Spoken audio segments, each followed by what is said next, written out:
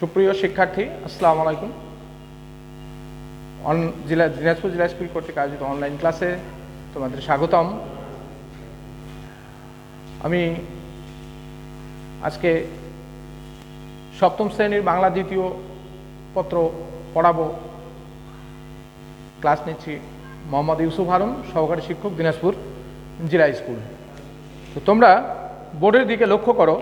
প্রথমে বোর্ডে লক্ষ্য করো কতগুলো বিষয় দিয়ে, যেমন ম, ক, ল। এইটা দ্বারা আমরা কি করতে পারি?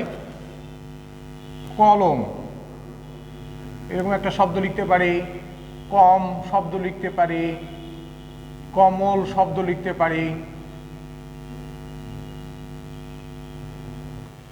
পারি, তাহলে দেখো আজকে আমরা যে ম, ক, ল ধ্বনি সহযোগে আমরা কলম, কম, কমল এই ধরনের শব্দ তৈরি করতে পেরেছি।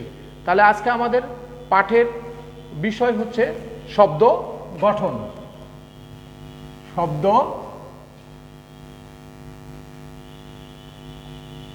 গঠন। তো শব্দ গঠন আজকের পাঠের মধ্য দিয়ে তোমরা শব্দ গঠন এই পাঠের মধ্য দিয়ে তোমরা যা শিখবে, শব্দ কাকে বলে এর শিখন ফল তোমরা পাবে।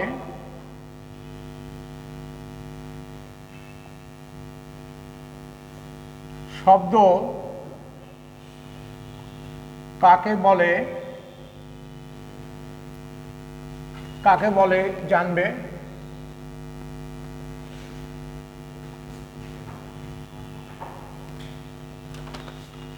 শব্দ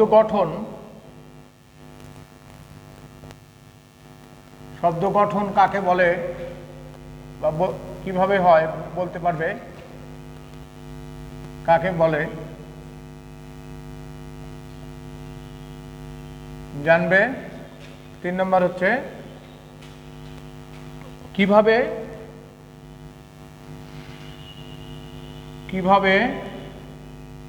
শব্দ গঠন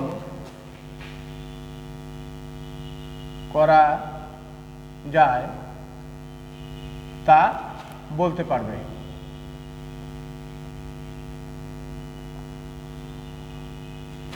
তাহলে আজকে আমরা শব্দ গঠন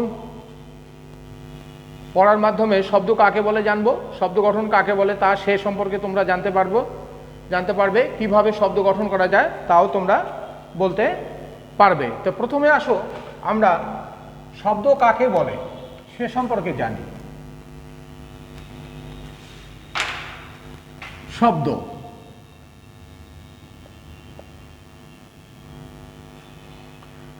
শব্দ কাকে বলে তা তোমরা জানবে। শব্দ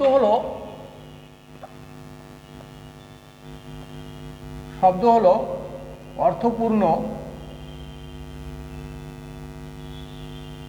অর্থপূর্ণ ধ্বনি সমষ্টি।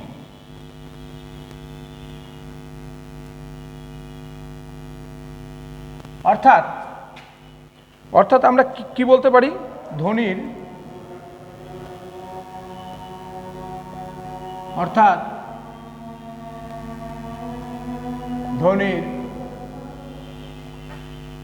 অর্থপূর্ণ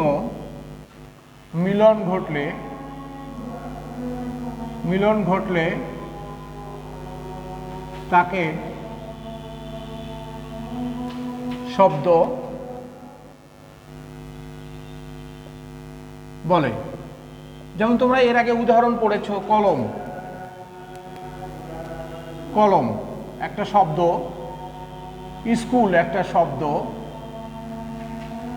তারপরে কমল একটা শব্দ। এরকম পৃথিবীতে হাজারো শব্দ আছে, লক্ষ লক্ষ কোটি কোটি শব্দ আছে। এরপরে আসো আমরা শব্দ গঠন কাকে বলে এটা জেনে নেই।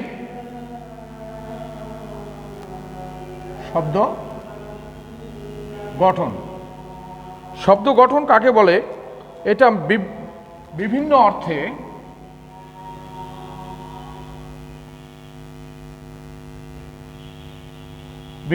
অর্থে ব্যবহার উপযোগী করে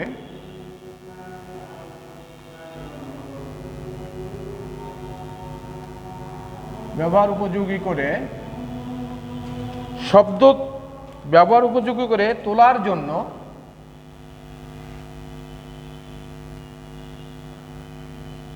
জন্য শব্দ তৈরির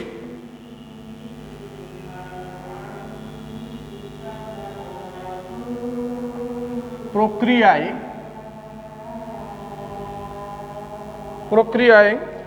হলো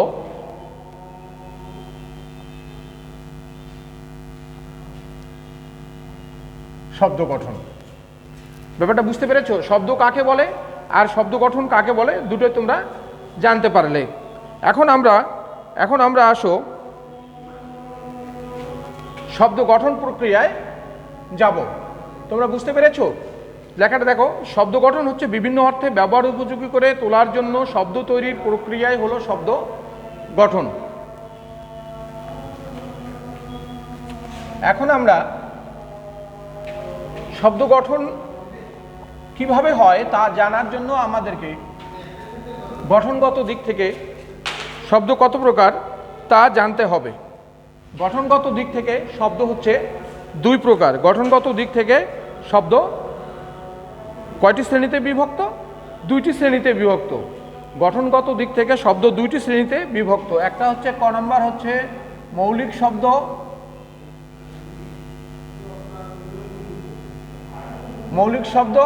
আর খ নম্বর হচ্ছে সাধিত শব্দ।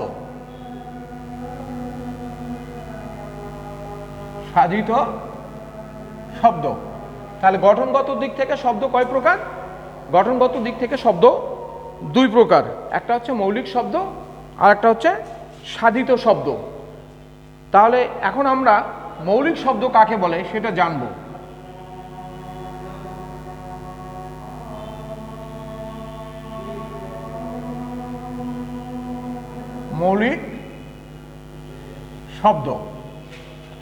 মৌলিক শব্দ হচ্ছে যেসব শব্দ বিশ্লেষণ করা যায় না। মৌলিক শব্দ হচ্ছে যেসব শব্দ বিশ্লেষণ করা যায় না বা ভেঙে আলাদা করা যায় না সেগুলোকে মৌলিক শব্দ বলে।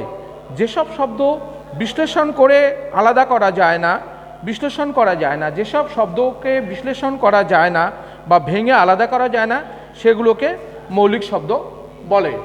যেসব শব্দ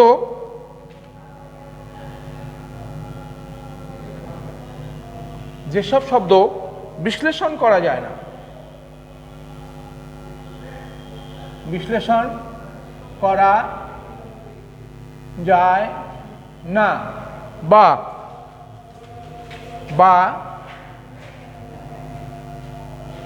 বা ভেঙে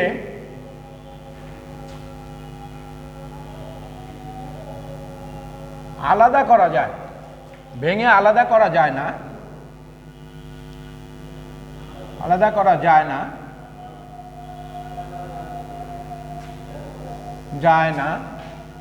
সেসব শব্দকে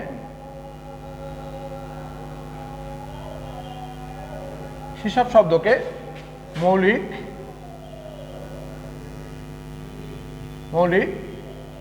শব্দ বলে। যেমন কি লিখতে পারি? সরেয়া যোগ ম সমান আম।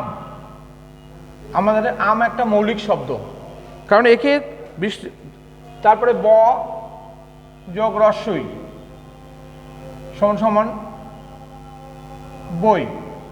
এই শব্দগুলোকে বিশ্লেষণ করা যায় না, এই শব্দগুলোকে ভাঙাও যায় না, আলাদা করাও যায় না। এগুলো হচ্ছে মৌলিক শব্দ। তাহলে মৌলিক শব্দ কাকে বলে?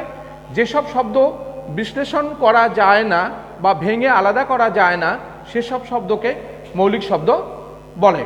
এখন আসো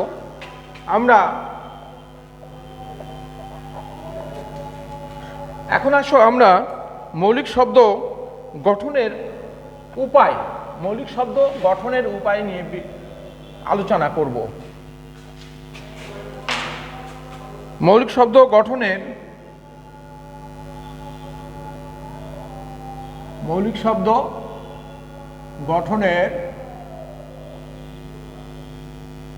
উপায়। প্রথম উপায় প্রথম উপায়। প্রথম উপায় হচ্ছে কি? প্রথম উপায় হচ্ছে আমাদের মৌলিক শব্দ গঠনের প্রথম উপায়। প্রথম উপায় হলো যে ধ্বনির সঙ্গে ধ্বনি বা বর্ণের সঙ্গে, প্রথম উপায় হলো বর্ণের সঙ্গে বর্ণ, বর্ণের সঙ্গে বর্ণ যোগ করে, যেমন যেমন ওই আম, এই কথাটা নিয়ে আসতে পারো, সরিয়া যোগ ম, আম। তারপরে ব যোগ হর্ষই, বই। একটা হচ্ছে বর্ণের সঙ্গে বর্ণ যোগ করে এই শব্দগুলো আম আর বই আমরা দুটি শব্দ গঠন করলাম। আমরা দ্বিতীয় উপায় হিসেবে বলতে পারি, দ্বিতীয় উপায় বা 2 নম্বর নিয়মে আমরা বলতে পারি ব্যঞ্জন বর্ণের সঙ্গে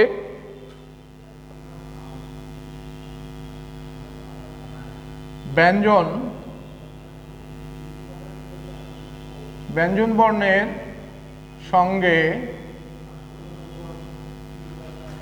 বর্ণের সঙ্গে কার যোগ করে,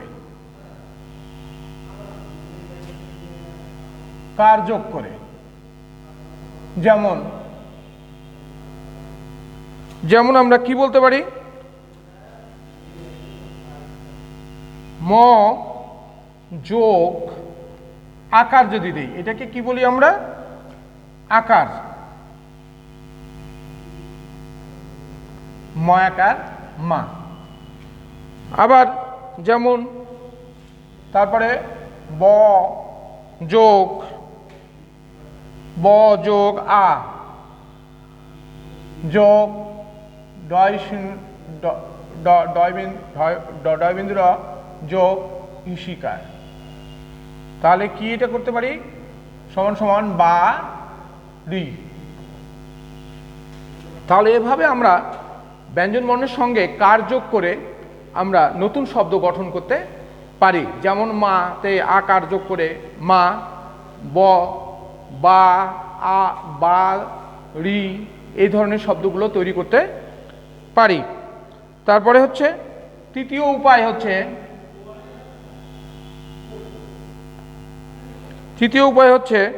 ব্যঞ্জন বর্ণের সঙ্গে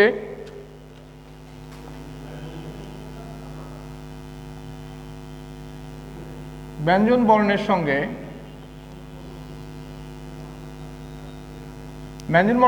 ব্যঞ্জন বর্ণ,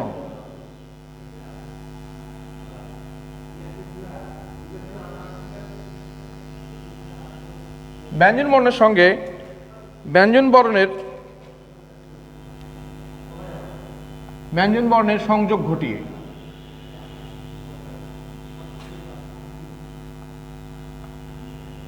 ব্যঞ্জন বর্ণের সঙ্গে ব্যঞ্জন বর্ণের সংযোগ ঘটিয়ে বা ফলা যোগ করে,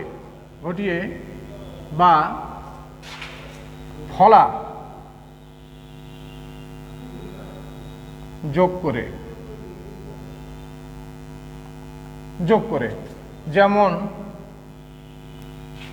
যেমন আমরা কি বলতে পারি? কর ফেলা যোগ ম। এটা আমরা কি লিখতে পারি? ক্রম। এই যে ফলা যোগ করলাম কর সঙ্গে, ক্রম। তারপর লিখতে পারি ক যোগ র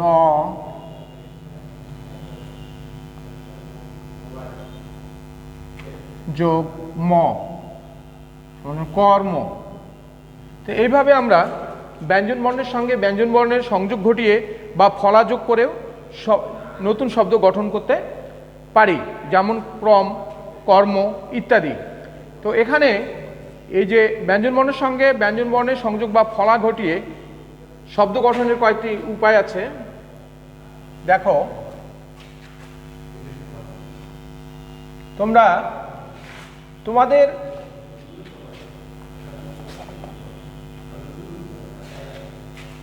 তোমাদের পাঠ্যপুস্তকের সাহায্য নিতে পারো। এখানে ফলা যোগ করে, যেমন জ ফলা, কলমটা লিখছে কম, যেমন জ ফলা, এটার জ ফলা তো সবাই পড়েছো তাই না? যেমন এরকম একটা শব্দ ইয়া থাকে বর্ণের শেষে, যেমন ক যোগ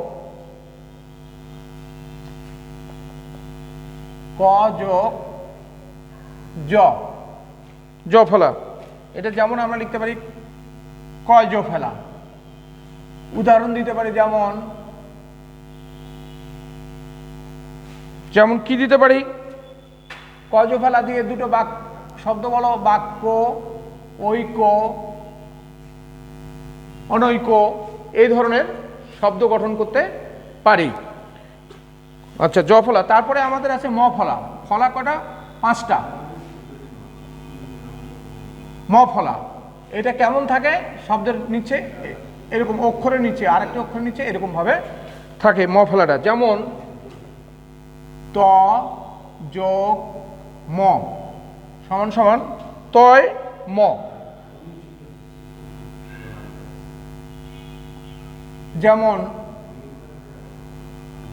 যেমন কি লিখতে পারি, আত্ম, আত্ম উচ্চারণ কিন্তু বানানোর সময় করতে হবে আত্ম, আত্ম। হ্যাঁ, এই ফলা যোগ করে আমরা এইভাবে ম ফলা যোগ করে তারপরে যোগ করতে পারি র ফলা। র ফলার চিহ্ন কেমন? এই বর্ণের শেষে এইভাবে দেওয়া থাকে। এই যেমন আমরা তৈরি করতে পারি ক যোগ র সমান এটা কি হতে পারে? এই ক র ফলা। এই এটাতে কি শব্দ হতে পারে? তোমরা তোমরা এগুলো শব্দর উদাহরণ অনেক পড়েছো, এখন মনে করো এবং আমার উদাহরণগুলো লক্ষ্য করো। যেমন চক্র, তারপরে বক্র, এরকম আরো শব্দ আসতে পারে, শুক্র ইত্যাদি। তারপর আছে ব ফলা আছে।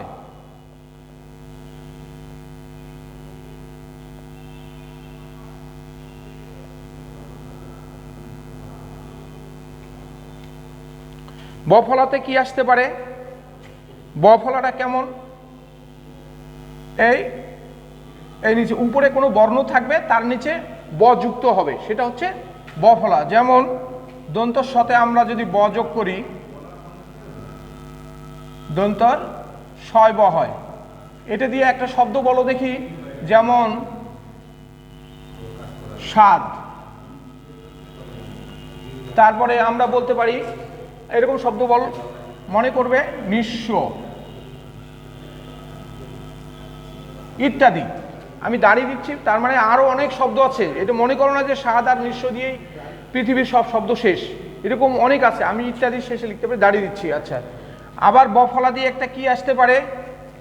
এটা দিয়ে আসতে পারে তালবের স যোগ ব, তালবের শয় ব আসে কি না? আসে। যেমন বিশ্বাস,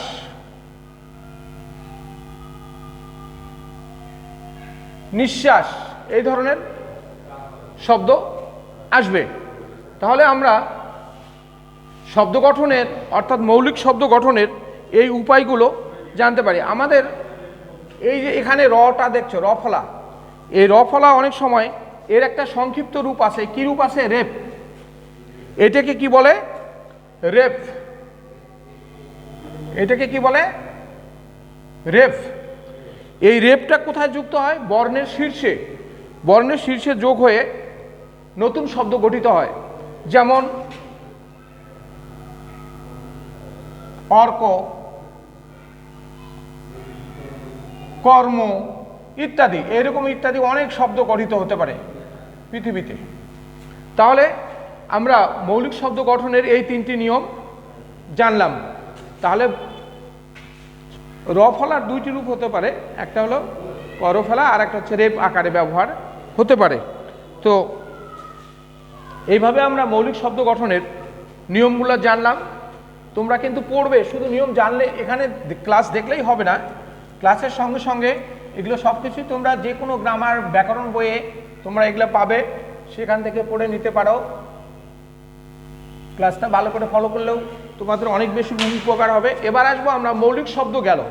মৌলিক শব্দ কাকে বলে, মৌলিক শব্দ গঠনের উপায় সম্পর্কে আমরা জানলাম। এবার আমরা জানবো সাধিত শব্দ। শব্দ গঠন কয় প্রকার পড়ছে? মৌলিক শব্দ আর হচ্ছে সাধিত শব্দ, দুই প্রকার। তাহলে এখন আমরা জানবো সাধিত শব্দ কাকে বলে। এবং সাধিত শব্দ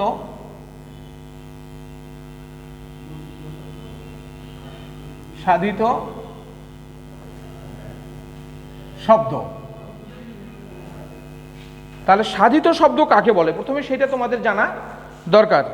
যেসব শব্দকে বিশ্লেষণ করলে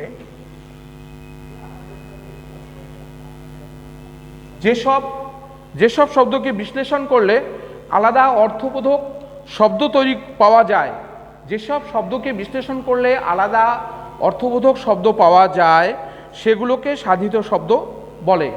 যেসব শব্দকে বিশ্লেষণ করলে আলাদা অর্থবোধক শব্দ পাওয়া যায় সেগুলোকে সাধিত শব্দ বলে। তাহলে যেসব শব্দকে বিশ্লেষণ করলে আলাদা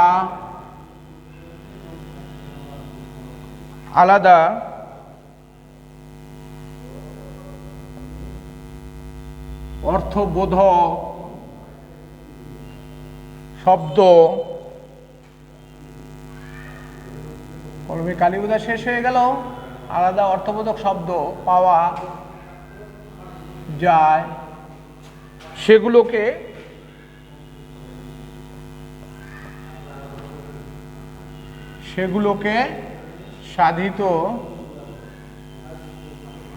সাধিত শব্দ বলে।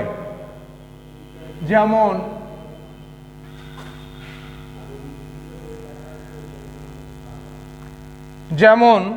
আমরা বলছি কৃতজ্ঞ কর্তব্য।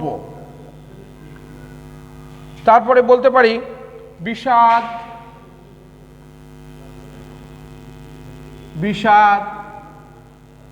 রূপ,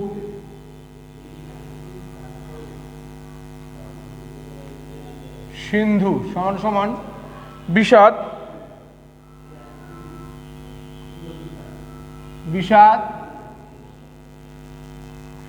সিন্ধু। তাহলে সাধিত শব্দ কাকে বলে? যেসব শব্দকে বিশ্লেষণ করলে আলাদা অর্থবোধক শব্দ পাওয়া যায় সেগুলোকে সাধিত শব্দ বলে।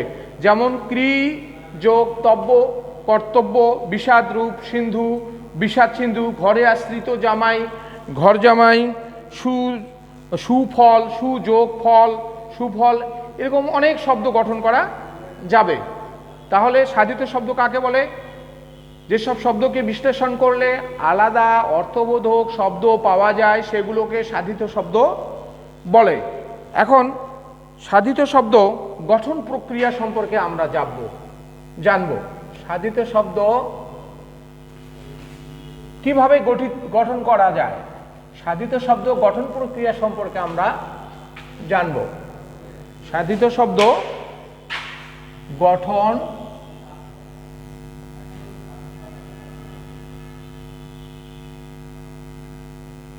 প্রক্রিয়া। সাধিত শব্দ কিভাবে গঠন করা যায়? সাধিত শব্দ প্রত্যয় যোগে গঠন করা যায়, সমাসের সাহায্যে গঠন করা যায়, উপসর্গ যোগে গঠন করা যায়।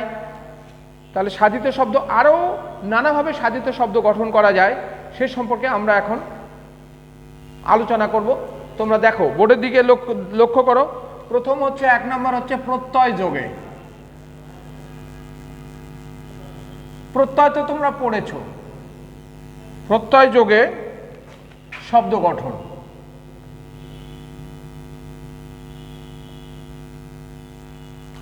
প্রত্যয় পড়েছো, কৃত প্রত্যয়, আর একটা কি তদ্ধিত প্রত্যয়। এর আগে পূর্বের ক্লাসে আমরা প্রত্যয় সম্পর্কে পড়েছি। এখন আমরা জানব যেমন প্রত্যয় যোগে শব্দ গঠন, যেমন মিঠা যোগ আই সমান মিঠাই, তারপরে দিতে পারি মনোযোগ, মনোযোগ, কি হবে এটা? মানব। তারপরে আরো লিখতে পারি বৎসর, যোগ ইক, বাৎসরিক ইত্যাদি। এরকম আমরা আরো অনেক শব্দ গঠন করতে পারি প্রত্যয় যোগে, এবং তোমরা যত পড়বে ততই জানতে পারবে প্রত্যয় যোগের শব্দ কিভাবে গঠিত হচ্ছে। প্রত্যয় পড়লেও তোমরা প্রত্যয় সেখানেও জানতে পেরেছো বা জানতে পারবে। হ্যাঁ, আর 2 নম্বর হচ্ছে সমাসের সাহায্যে, সমাসের সাহায্যে, সমাসের সাহায্যে শব্দ গঠন।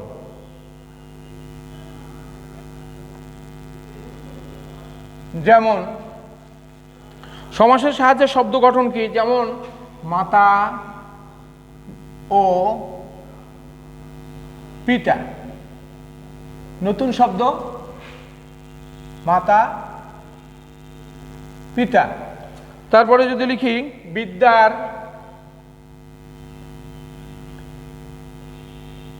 বিদ্যার আলয়,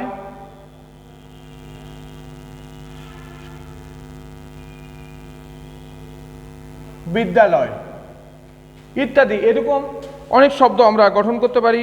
বিদ্যালয়, তারপরে ঘরে আশ্রিত জামাই, ঘর জামাই, সিংহ চিহ্নিত আসন, সিংহাসন। এরকম সমাসবদ্ধ যে শব্দগুলো হবে সমাসের সাহায্যে, যে তোমরা সমাসবদ্ধ শব্দ গঠন, সমাসবদ্ধ শব্দ আসবে, ওগুলোই হচ্ছে নতুন শব্দ, অর্থাৎ শব্দ গঠিত হচ্ছে। 3 নম্বর হচ্ছে দেখো উপসর্গ যোগে,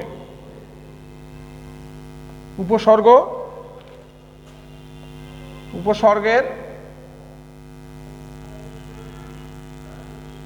সাহায্যে শব্দ গঠন।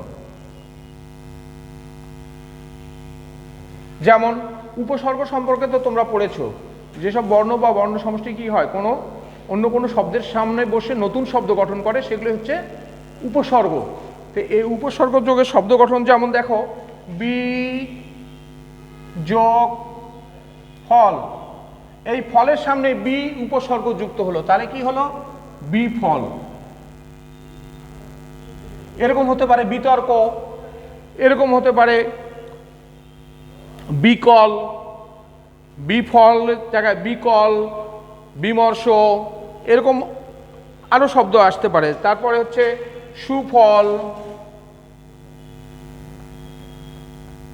দেখো ফলের সঙ্গে সু উপসর্গ, সুফল। তারপরে হচ্ছে আহার,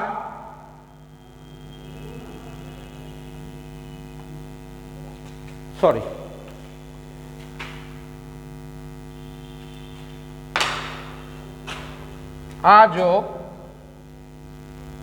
হার সমান আহার। তো এইরকম আমরা উপসর্গের সাহায্যেও শব্দ গঠন করতে পারি। তাহলে আমরা প্রত্যয় যোগে শব্দ গঠন, সাধিত শব্দ কিভাবে গঠন করতে পারি? প্রত্যয় যোগে শব্দ গঠন করতে পারি, সমাসের সাহায্যে গঠন করতে পারি, উপসর্গের সাহায্যেও গঠন করতে পারি। তবে এখানে উল্লেখ্য যে তোমাদের 7ম শ্রেণীর যে বইটি আছে সে বইটিতে উপসর্গ, সন্ধি, পদ পরিবর্তন, বিভক্তি শব্দ গঠনের প্রক্রিয়া নয় বলে ওনারা বলেছেন। আসলে এই যে উপসর্গ, সন্ধি, পদ পরিবর্তন, তারপর হচ্ছে বিভক্তি যোগেও কিন্তু শব্দ গঠন করা যায়। অন্যান্য ব্যাকরণ বইয়ে এবং উচ্চতর শ্রেণীতে এগুলোর সাহায্যেও শব্দ গঠন দেখানো হয়েছে, এবং এগুলোও সাধিত শব্দ গঠনের একটা প্রক্রিয়া হিসেবে বলা হয়েছে। তো যা হোক, তোমরা তোমাদের বইকেই অনুসরণ করবে। তো এখানে এই যে সন্ধির সাহায্যে যে শব্দ গঠন, এটা একটু দেখো। যদিও শব্দ তোমাদের 7ম শ্রেণীর বইয়ে এটা শব্দ গঠন প্রক্রিয়া বলছে না, হ্যাঁ, তবু আমি কয়েকটা উদাহরণ দেখাচ্ছি। দেখো, সন্ধির সাহায্যেও শব্দ গঠন করা যায়, সন্ধির সাহায্যেও শব্দ গঠন করা যায়। সন্ধির সাহায্যে 4 নম্বরে যদি যায় সন্ধির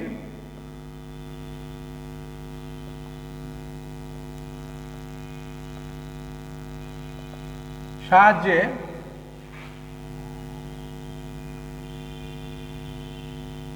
শব্দ গঠন। যেমন তুমি লিখতে পারো ওই যে বিদ্যা যোগ আলয়,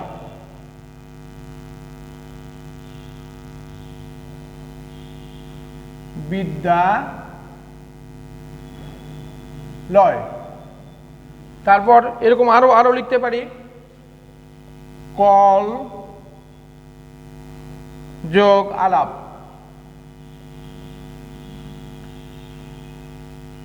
কল কলা লাভ। এরকম আরো আমরা বলতে জানো আশাতীত, আশা যোগ অতীত, আশাতীত। এরকম ভাবে সন্ধির সাহায্যেও আমরা শব্দ গঠন করতে পারি। আবার আমরা পদ পরিবর্তন করেও নতুন শব্দ গঠিত হতে পারে পদ পরিবর্তনের মাধ্যমে। পদ পরিবর্তনের সাহায্যে নতুন শব্দ গঠন করতে পারি। যেমন পদ পরিবর্তনের সাহায্যে যেমন বাদল একটা শব্দ, এই শব্দটাকে আমরা যদি বানাই, এটাকে যদি এইরকম লিখি বাদলা, বাদল একটা অর্থ প্রকাশ করে, বাদলা একটা অর্থ প্রকাশ করে। আবার যদি লিখি ঈশ্বর, এখান থেকে আমরা ঐশ্বরিক একটা শব্দ তৈরি করতে পারি, ঐশ্বরিক। তো যা হোক, এরকম সন্ধির সাহায্যে পদ পরিবর্তনের মাধ্যমে তারপর হচ্ছে আমরা শব্দ গঠন করতে পারি। আরও শব্দ গঠন করতে পারি শব্দের শেষে বিভক্তি যোগে। যদিও আমি বলেছি যে সপ্তম শ্রেণীর বইয়ে এগুলো নেই, কিন্তু এইভাবে শব্দ গঠন করা যায় সেটাই আমি দেখাচ্ছি তোমাদের। অন্যান্য বইয়ে উচ্চতর শ্রেণীতে আছে শব্দের শেষে বিভক্তি যোগে।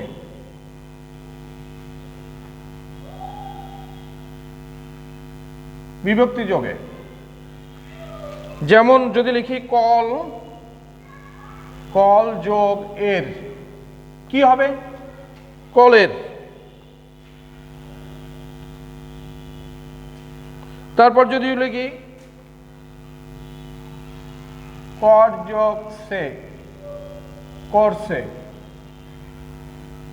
এইভাবে এগুলোর সাহায্যেও শব্দ গঠন হতে পারে। তো তোমরা তোমাদের সপ্তম শ্রেণীর বইটাকে অনুসরণ করবে, আর এগুলো মনে রাখবে যে এগুলোর মাধ্যমে শব্দ গঠিত হতে পারে।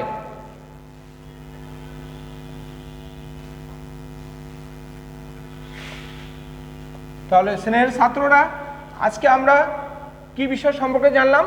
শব্দ গঠন সম্পর্কে। শব্দ গঠন কাকে বলে, শব্দ কাকে বলে, শব্দ গঠনের প্রক্রিয়া অর্থাৎ মৌলিক শব্দ। শব্দ গঠন কয় প্রকার হতে পারে? 2 প্রকার, মৌলিক শব্দ আর হচ্ছে সাধিত শব্দ। মৌলিক শব্দ কাকে বলে, তারপর সাধিত শব্দ কাকে বলে তা জানলাম। মৌলিক শব্দ কিভাবে গঠিত হতে পারে তা জানলাম। সাধিত শব্দ কিভাবে গঠিত হতে পারে সে সম্পর্কে জানলাম। আশা করি তোমরা বাসায় এগুলো ভালো করে অধ্যয়ন করবে। তোমরা তোমাদের সপ্তম শ্রেণীর বইটা অনুসরণ করতে পারো, অন্য বাজারে অন্যান্য যে ব্যাকরণ বইগুলো আছে সেগুলো অনুসরণ করতে পারো। তাতে করে তোমাদের শব্দের সম্ভার বাড়বে, শব্দ গঠনের প্রক্রিয়া সম্পর্কে তোমরা আরও ভালো জ্ঞান লাভ করতে পারবে। এই বলেই আমি তোমাদের সবার সুস্বাস্থ্য কামনা করে আজকের শ্রেণীর কাজ এখানে শেষ করছি।